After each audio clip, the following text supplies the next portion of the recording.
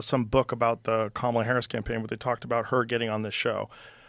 And they said a bunch of things that weren't true. They talked to, supposedly talked to like 150 different people about her and, you know, what happened with her coming on the show. I don't know if it's 150, a lot of people. They didn't talk to us, and which is kind of crazy. And which is like, they didn't even ask. But they said things that just weren't true. One of the things they said that weren't true was that we lied about the day that Trump was coming on. No, we just didn't tell you that Trump was coming on. He was already booked a long time ago. This is how it worked. Trump was really easy to book, like super easy. We offered one day. He said yes. That was it. There was no, what are we going to talk about? How long is it going to be? Is it going to be edited? There was nothing. Yeah. What's the waiver? Here, give me that waiver. Sign it. It was so easy. So he was already booked.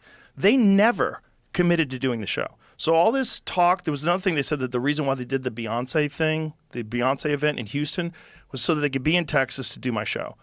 They never agreed to do the show. None of that's true. They never agreed. That's fucked. They also said that they sent someone down here to the studio to do a walkthrough of the set. That's not true. The Trump administration did.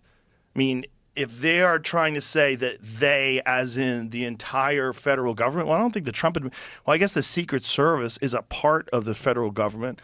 Maybe you can kind of get away with saying that because the Secret Service came down here for Trump and looked around that we sent someone down, but it was not. It was the Trump administration sent them down because they're the only ones that had a date to do the show.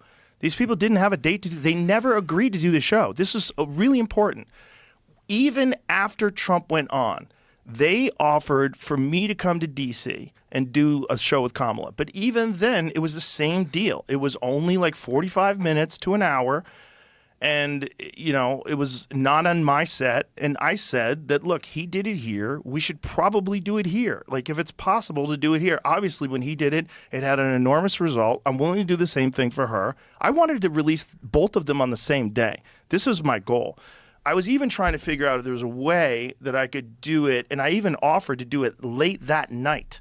So the night that Trump came on, I'm like, what if we do her, like when she's done in Texas, if she came here? But no one ever committed to doing it. This is like really important because they keep pretending that I lied or I did this or I did that.